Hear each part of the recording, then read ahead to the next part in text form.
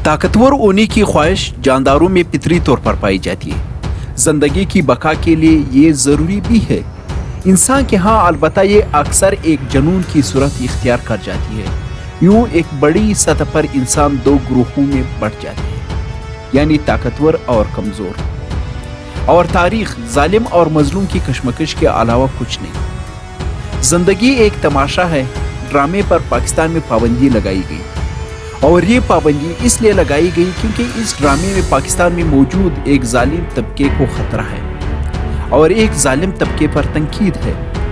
और वो जालिम तबका कौन सा है, आज हम इसी के बारे में बात करेंगे। तो मैं हूं अहमद शाह काकड़ और आप देख रहे हैं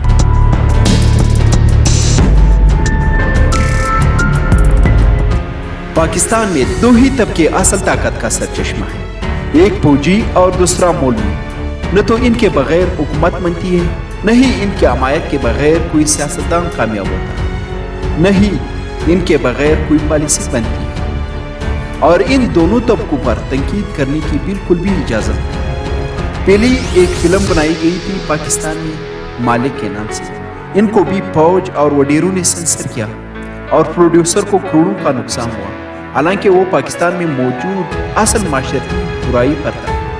और अब जिंदगी तमाशा फिल्म भी पाकिस्तान में मौजूद असल इशू पर बनाया गया है, जिसमें एक मौलवी को होमोसेक्सुअल दिखाया गया है। लेकिन अफसोस की बात यह है कि पंजाब और सिंध हुकूमत ने इस फिल्म पर पाबंदी लगाई। अव्वल तो पाकिस्तान में गिनावने माशरती मसाइल पर कोई फिल्म बनती ही नहीं, और अगर कोई फिल्म बनाने की जुरात व हिम्मत कर भी ले तो इसे सिनेमाओं की जिन्नत बनाने से पहले ही रोक दिया जाता है। सरमद की फिल्म जिंदगी तमाशा सेंसर बोर्ड से पास होने के बावजूद सिनेमाओं में लगाने से रोकी जा रही है। बच्चों के साथ बदफेली जैसी घिनौनी अफ़आल जिस तवातर से हमारे माशरे में होते हैं, वो सब देखते हुए हमें शर्म आती है, मगर फिल्म में ऐसे मनाजिर देखते हुए हमारी इस्लामी अक़दार मुतासिर होती है। फिल्म एजुकेशन का सबसे फास्ट और मोतबर जरिया समझा जाता है। इंडिया की यूथ क्यों रोज़ बरोज़ तरक्की कर रही है? क्योंकि वहाँ पर हर बात पर बहस करने की आज़ादी है।